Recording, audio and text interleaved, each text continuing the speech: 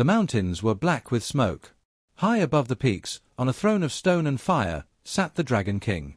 His scales were dark as midnight, his wings stretched wider than a castle wall, and his eyes glowed with a cruel light that made men tremble. For centuries, he had ruled from his mountain, not with kindness or mercy, but with fire and fear. Every kingdom around knew his power. Kings sent caravans filled with gold, silver, and gems to please him. They sent wagons loaded with rare spices, perfumes, and precious silks. They sent treasures that had taken years to gather. But when the Dragon King looked upon those gifts, he only laughed, a deep, thunderous laugh that shook the ground, and with one breath of fire, he turned them to ash. The Dragon King accepts nothing, people whispered in fear. No treasure is enough. No jewel can please him. His heart is stone. Stories spread across the lands. Some said he hated humans. Some said he was cursed to feel nothing. Others said his soul had died long ago. But no one knew the truth. The only thing certain was this: no gift, no matter how great, could move him. One winter night, when the snow buried villages and people shivered without food, 3 kings gathered in secret. They had all lost much to the Dragon King. Their soldiers had been crushed, their riches wasted, their people burned. "We must find something he cannot refuse," said the first king, his crown heavy with dust. "We have tried jewels, silver, and gold," said the second, bitterness in his voice. "We have offered him magic weapons, sacred scrolls, even our finest warriors," said the third. "Nothing works. He destroys them all." Their voices shook with fear. Even as they spoke, they knew the truth. There was nothing left to give. The Dragon King was untouchable. At the same time, far away in a broken village, a small orphan boy sat by the ruins of his home. His parents were gone, taken by hunger and war. His clothes were torn, his hands dirty. He had no gold, no silver, no jewels. All he had was a piece of rough paper and a broken bit of charcoal. With small, clumsy strokes, he began to draw. He drew the mountain where the dragon lived. He drew the great wings that blocked out the sun. But then, strangely, he also drew a little child standing beside the dragon, smiling. The boy's hand shook as he worked, but he did not stop. On the paper, he wrote 2 words in crooked letters: "Thank you." Why those words? Even he could not explain. Maybe it was hope. Maybe it was loneliness. Maybe it was the wish that someone, even a beast, could protect instead of destroy. While the boy drew in silence, the Dragon King sat alone on his throne. He had rejected 100 treasures that day. Gold melted like wax before his breath. Silks turned to ash in his claws. The jewels of kings rolled into cracks of the stone floor, useless and forgotten. His eyes glowed, but deep within, behind the fire, there was something else, something he would never admit. A hunger not for food or gold, but for something he himself did not understand. The winds howled against the mountain. Lightning cut the sky, and still he sat, unmoved, untouched, unshaken. To the world, he was a monster. To himself, he was eternal. Nothing could change him. Nothing could soften his heart. Yet, in the quiet shadows of the earth, a child was walking. Small feet, bare and weak, carrying him toward the most feared creature alive. In his hands, he carried no crown, no jewel, no sword. Only the piece of paper with his simple drawing. The path to the dragon's mountain was steep and cruel. Rocks cut his skin, and the wind froze his breath. Travelers warned him, "Turn back. The dragon eats men alive." Soldiers laughed, "Do you think a monster will take your scrap of paper when he has burned kingdoms?" But the boy did not turn back. He clutched the paper to his chest, as if it were the greatest treasure in the world. High above, the Dragon King raised his head. His ears, sharp as knives, caught the sound of footsteps. Not the heavy boots of soldiers. Not the wheels of treasure wagons. But light steps, hesitant, almost trembling. His eyes narrowed. A child. A human child. Smoke curled from his nostrils as he waited. Another fool, he thought. Another tiny life that dares to stand before me. He spread his wings, and the world darkened under their shadow.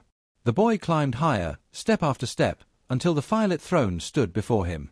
His body shook, but he held up the paper with both hands. His voice was small, almost lost in the roar of the storm. I brought you something." For the first time in 100 years, the Dragon King did not roar. He did not laugh. He did not burn. He only leaned closer, his massive eyes staring at the trembling scrap of paper in the boy's hands. The child's drawing fluttered in the hot breath of the beast. The words, simple, fragile, shone in the firelight, "Thank you." The mountain fell silent. The dragon did not move. The boy waited, his heart hammering in his chest. The world held its breath. And so began the story of the only gift the Dragon King had not destroyed. The boy stood frozen before the Dragon King, the heat of the beast's breath pressing against his face. His small hands shook, but he did not drop the paper. In the eyes of the monster, he saw something strange, curiosity, not fury. Yet he did not know if the next moment would bring fire or silence. The Dragon King lowered his massive head, claws scraping the stone floor. His eyes, bright as burning coals, stayed locked on the paper. The words "thank you" glowed faintly in the firelight, as though they carried some power even greater than gold. He could crush the boy with one claw, burn him to nothing with a single breath. But he did not. Instead, he watched. Far below, in the valley, people whispered in fear. Villagers and travelers who had followed the child's path expected to see fire in the sky. They waited for screams. They waited for the mountain to shake. But nothing happened. The dragon had not destroyed the boy, not yet. As the boy stood there, memories of his short, painful life passed before his eyes. He remembered the night when soldiers came, fighting in the streets of his village. He remembered hiding under the broken roof while flames ate his home. He remembered his parents' faces, pale with hunger and fear, before they disappeared forever. When dawn came, there was only silence, ashes, and loneliness. Since then, he had wandered from place to place, begging for food, sleeping in ruins. No one cared for an orphan. To most, he was invisible. To some, he was a burden. But still, he survived. The only thing that gave him comfort was the little scraps of paper he found on the road. With bits of charcoal, he drew what he dreamed, a world where monsters protected instead of destroyed, where even a child mattered. One night, when the wind howled and his belly was empty, he heard villagers speaking near a fire.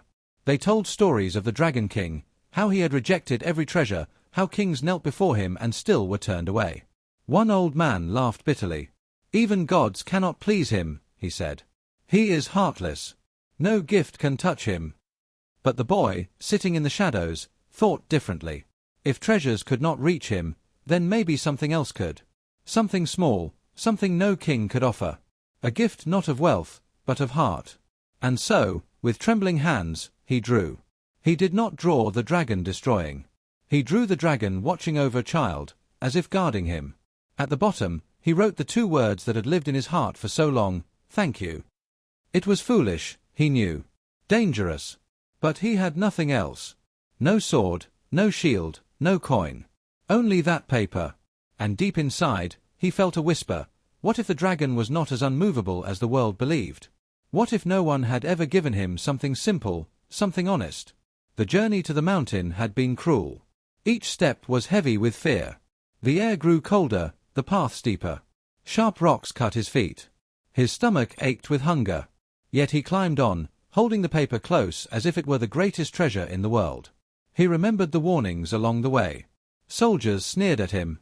"The dragon will burn you alive." Merchants shook their heads. "He killed kings and wizards. You are nothing." But the boy's heart did not break. He whispered to himself, again and again, "It must mean something. It has to mean something." And now, here he was, standing before the mighty ruler of fire and stone. The Dragon King stared at him, and the boy felt the weight of ages pressing down. But instead of running, instead of crying, he lifted his chin. His voice was quiet, yet it carried through the burning air. "This is for you." The dragon's eyes narrowed. He had heard 1,000 voices, pleading kings, proud warriors, cunning sorcerers, but never one like this. There was no fear in it, no greed, no hidden demand. Only a small, fragile kindness. The boy extended the paper further, though his hands shook. Far in the distance, thunder rolled. The mountain winds screamed through broken cliffs. Yet inside the dragon's lair, there was only silence. The creature's vast chest rose and fell slowly, as if holding back some unknown force. He could destroy the boy at any moment. He should destroy him. That was the way of things. But he did not move. The boy's knees trembled. His heart pounded. He did not know if he would live to see another sunrise. Still, he whispered once more, almost too softly to hear. "Thank you." The word struck the Dragon King like a blade sharper than any steel.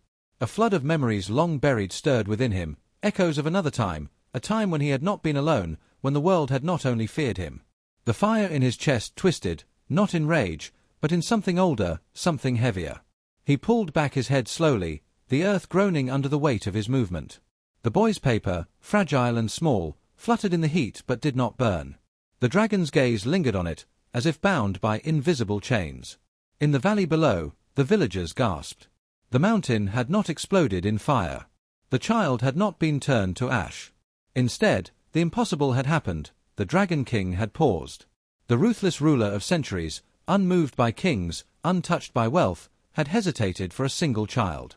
And that hesitation was the beginning of something the world had never seen. Instead, he waited. His eyes, sharper than blades, stayed fixed on the fragile paper the boy held. The Dragon King's chest rose and fell, smoke curling from his nostrils. The silence stretched, heavy as stone. The boy's legs trembled, but he did not run. He simply stood, holding out the drawing with all the courage his small body could muster. "Do you know who I am?" The dragon finally spoke.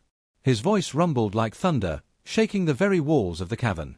The boy's ears rang with fear, yet he lifted his chin and nodded. "You are the Dragon King," he said softly. "The one who burns treasures. The one no one can please." The words were innocent, not mocking. They were not meant to wound. And yet, for a reason he could not explain, the Dragon King felt a sting, as though the child's plain truth cut deeper than any sword.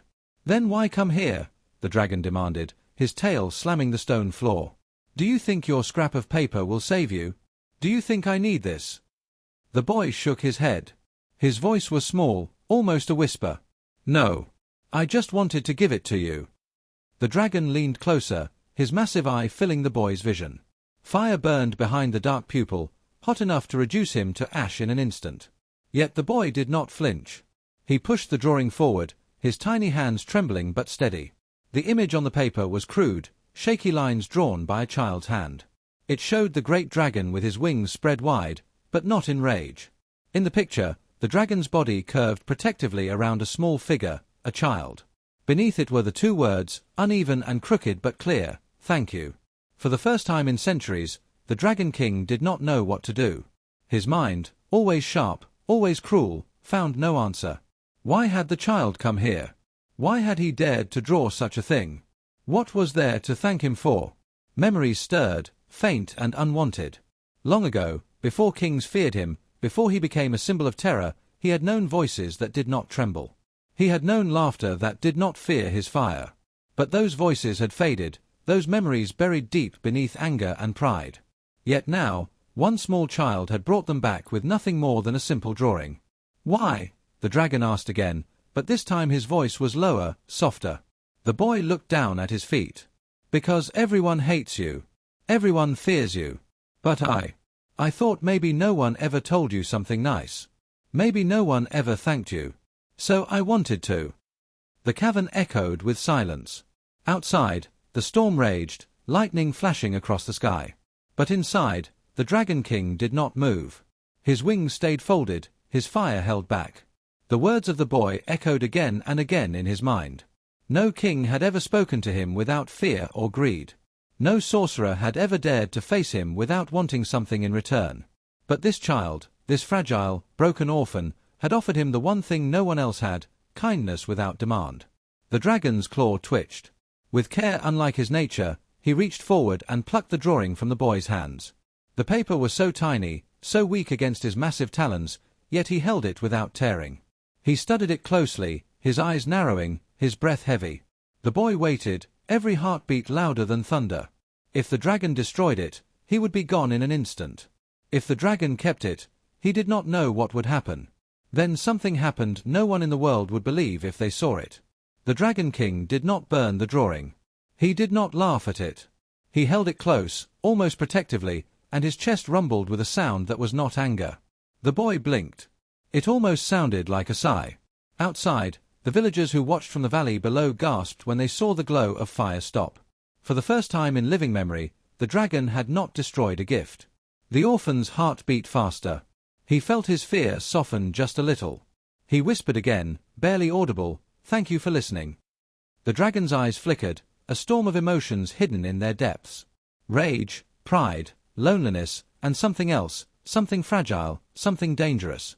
He turned his head slowly, looking out across the world he had ruled with fire. He wondered, for the first time in 100 years, if he had been wrong. The child remained still, waiting for judgment. The world seemed to hold its breath. Would this simple gift of innocence truly change the heart of the most ruthless ruler alive? Or was this only the calm before fire rained down again? The answer was not yet clear. But one thing was certain, the Dragon King had hesitated. And in that hesitation, a new story had begun. The Dragon King sat unmoving, the drawing clutched gently between his claws. The fire in his chest flickered, uncertain. For centuries, his pride had been his armor, harder than iron, colder than stone. He had believed nothing could reach him, no voice could touch him, no gift could matter. Yet now, a scrap of paper drawn by a trembling child was pressing against the walls he had built around his heart. The boy stood still, staring up at the giant beast.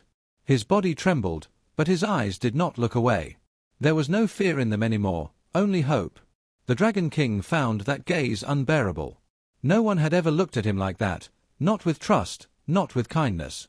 Kings had looked at him with fear, warriors with hate, sorcerers with cunning. But never this. "You are a fool," the dragon said, his voice low, almost uncertain. The cavern walls quaked with the sound, but the words lacked the sharpness they once carried. "You think kindness can change me? You think I am moved by such weakness?" The boy swallowed hard, his voice shaking but steady enough to answer. "I don't know. But I wanted you to have it." The dragon growled, though the sound was more troubled than angry. He turned his head away, as though the sight of the child was too much. His pride screamed at him, "Destroy it, burn it, crush the boy and end this foolishness." That was what he had always done. That was who he was, the king who could not be moved. Yet his claws refused to tear the paper. His fire refused to rise. Instead, his mind was filled with images he had buried long ago, faces that had once looked at him without fear, voices that had once spoken to him not as a monster but as a friend. They were long gone, lost to time and war, but the memory of them ached like an old wound. The child's voice broke the silence again. "You are strong. Stronger than anyone. But strong doesn't have to mean cruel." The dragon's eyes snapped back to him, burning brighter than the fires of the mountain. "What do you know of strength, little one? You are weak, fragile, nothing. I could destroy you with a breath." The boy's knees shook, but he did not back away. "Maybe I am weak. But weakness is what makes me want to protect. Because I know what it feels like to lose everything." The word struck deep. The dragon's pride rebelled, but his heart stirred with something heavier, something dangerous. He had been proud of his coldness, proud of his strength, proud that nothing could touch him. But now, a small child was showing him that even weakness could carry a kind of power. A power he had long forgotten. He let out a roar, not of rage, but of conflict. The sound shook the mountain, echoing across valleys and villages. People fell to their knees in terror, thinking the child had finally been destroyed. But inside the cavern, the Dragon King did not strike. He only lifted his head high, the drawing still safe in his claw. His wings flared, then folded again, as if he could not decide what he wanted to be. The boy stood silently, waiting. He had no more words, no more gifts, only his presence. And it was enough to twist the dragon's heart in ways even he did not understand. For the first time in centuries, the Dragon King felt something he had sworn never to feel again: doubt. His pride cracked, like stone under the weight of water. He wondered if perhaps strength was not in rejecting all gifts, but in accepting the ones that mattered. The cavern grew still. Smoke curled upward, fading into the night. The boy's small figure stood against the shadow of wings larger than mountains. And in that moment, the Dragon King realized the truth. It was not the gold, the silver, or the jewels he had rejected. It was the emptiness behind them. But this simple gift, born of innocence, had broken through. He lowered his head once more, until his burning eyes were level with the boy's. His voice, for the first time, carried no threat. Only a heavy, trembling question. "Why me?" The boy smiled faintly, though his face was pale with fear and exhaustion. "Because even kings deserve to be thanked." The words pierced through the last walls of the dragon's pride. He closed his eyes, his great body trembling with the weight of emotions he could not name. For the first time in centuries, the ruthless Dragon King was not unmoved. He was breaking. And the world beyond the mountain had no idea that everything was about to change. The night sky glowed faintly red from the mountain's fire, yet for once no flame poured down its slopes. Villagers who had gathered far below waited in silence, eyes wide with fear and confusion. They had expected screams, smoke, and destruction. Instead, the mountain stood strangely still. Only the echo of the Dragon King's conflicted roar had rolled across the land. Inside the cavern, the boy remained where he stood. His small body was stiff with fear, but he did not run. The Dragon King loomed above him, wings half spread, his claws gripping the fragile drawing as though it were made of glass. His pride had cracked, and through the crack something new began to seep in, something he had not allowed for centuries. The dragon lowered his head. His voice, once a weapon of thunder, now rumbled with uncertainty. "You are fragile. You are nothing. Yet you stand here, and I cannot destroy you." The boy swallowed hard, his voice soft but steady. "Maybe that means you're not as heartless as everyone says." The dragon hissed, smoke curling from his nostrils, but he did not lash out. He turned his gaze to the paper again, tracing the crude lines with his eyes. The image of himself sheltering the child shook him more than any sword or spell ever had. He had destroyed kingdoms without hesitation, yet he could not burn this scrap of paper. Something heavy shifted inside him. His claws trembled. His wings folded closer to his body. The cavern, once filled with the choking heat of his rage, now felt strangely calm. The Dragon King closed his eyes, and for a moment, he almost looked tired. Down in the valley, whispers spread. "The boy still lives. The dragon has not burned him," fear mixed with wonder. Soldiers gripped their weapons but did not dare to climb the mountain. Ordinary villagers clutched their children, unsure if they were witnessing a miracle or the calm before destruction. The Dragon King finally opened his eyes again. They were still fierce, still burning, but something else flickered in them now, a shadow of sadness, a glimmer of longing. He looked at the boy once more. "You have changed me, little one. I do not know why, but your gift has torn through the armor of my pride." The boy tilted his head, exhausted but brave. "Maybe because no one ever gave you something that wasn't about power." The dragon let out a low rumble, neither laugh nor growl. "Perhaps." His gaze shifted outward, past the cavern mouth to the world below.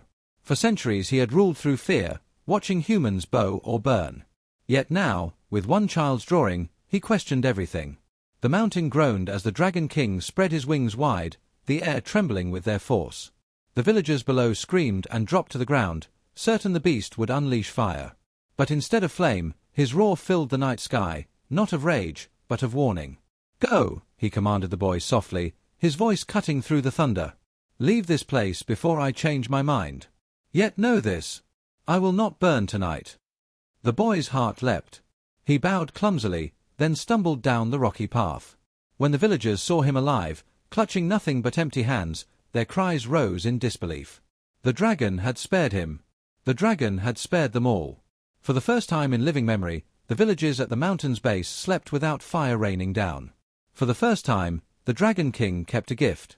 And for the first time, he felt something other than hunger for destruction. The boy returned to the valley, weak but smiling. People crowded around him, demanding answers. "What did you give him? Why did he not kill you?" But the boy only whispered, "I gave him thanks." That night, the Dragon King sat alone on his throne of stone, the paper drawing balanced delicately between his claws. He studied it again and again, his fiery eyes softening each time. The words written at the bottom echoed in his mind until dawn. "Thank you." Something inside him shifted. He was still the Dragon King, fierce and powerful. But the pride that once made him untouchable had cracked. And through the cracks, something fragile had begun to grow. The world did not yet know it, but a legend was being born, a legend not of gold or conquest, but of the night the dragon accepted the gift of a child. The dawn came slowly over the mountains, painting the sky with pale light. For the first time in centuries, the villages below the Dragon King's throne woke to silence instead of fire. No smoke curled down the slopes, no roar shook the earth. Instead, a strange peace hung in the air, fragile and uncertain, as though the world itself held its breath. The boy, weak from the climb and the long night, was carried back to his village. People surrounded him in awe, their voices rising in disbelief. "You lived," they cried. "The dragon let you go." Some begged him to tell what he had offered that monster. Kings had sent gold, armies, and enchanted treasures, but none had survived. Yet here stood a child, empty-handed. The boy only smiled faintly. I gave him a thank you. No one understood. Some laughed nervously, thinking it a riddle. Others whispered that magic must have been hidden in the paper. But the boy said nothing more. He knew the truth was simpler than magic. High above, the Dragon King remained alone in his cavern. The small paper drawing rested before him, safe from the heat of his fire. He stared at it for hours, tracing its crooked lines again and again. The image of himself protecting a child shook him in ways he could not explain. The words at the bottom, "Thank you," echoed louder in his mind than any roar. For the first time in his long life, he did not feel proud of his destruction. He did not feel hunger for jewels or power. Instead, he felt seen. A child, powerless and poor, had given him something no king or sorcerer ever had, a gift that asked for nothing in return. Days passed. The villagers waited for the dragon's fire to return, but it did not. Instead, strange stories began to spread. Farmers on the edge of the valley swore they saw the shadow of vast wings above their fields, not bringing fire, but chasing away raiders. Shepherds told of flocks spared from wolves because the beasts fled at the sound of the dragon's distant roar. At first, people did not believe. They had known the dragon only as a tyrant. But slowly, fear turned into wonder. Could it be true? Had the ruthless king of fire changed? The boy, still frail but stronger each day, watched from his village. He felt no pride, no thought of himself as a hero. He only remembered the dragon's eyes, burning yet uncertain, when he held the paper. Somewhere deep inside, he knew the great beast was struggling between two paths, one of fire, one of something new. One evening, as the sun sank low, the ground shook with heavy wing beats. The villagers screamed and fled to their homes, certain doom had returned. But instead of fire, the dragon descended slowly, his vast body casting a shadow over the fields. In his claws, he carried something small and fragile, the same piece of paper. He placed it gently on the ground, where the boy now stood alone. The villagers hid, peeking from their doors, but the child did not move. He stepped forward, his bare feet brushing the dirt, and looked up at the towering creature. The dragon lowered his head, his voice rumbling across the earth. Your gift remains. And so I remain, different. The boy's eyes widened. He bowed clumsily, but his voice was steady. Then maybe you're not only the Dragon King anymore. Maybe you can be something greater. The dragon said nothing, but his wings rose slowly, stretching against the fading light. He took flight, leaving the villagers in silence, the air trembling from his power. Yet no fire followed. Only the memory of a single moment, a monster sparing a child, a tyrant touched by innocence. From that day, the story spread far and wide. In distant kingdoms, bards sang of the ruthless Dragon King who had rejected the wealth of empires, yet kept the humble gift of an orphan. To some, it was a tale of warning, that even the most terrible ruler could be broken by the smallest voice. To others, it was a tale of hope, that kindness, even fragile, could change the world. And so the legend lived on. The Dragon King, once feared as a heartless destroyer, became a figure of mystery. Some said he had vanished forever, watching silently from the skies. Others claimed he still guarded the child who had given him thanks. No one knew the full truth. But the boy knew. Each night, when the wind carried the distant sound of wings, he smiled. For he had seen the fire in the dragon's eyes dim, replaced by something gentler, something stronger. The world had called him ruthless. But now, because of a single gift, a new story had begun, one that would never be forgotten. The legend of the child and the dragon lived on, not in ashes and ruin, but in whispers of hope carried on the wings of the wind.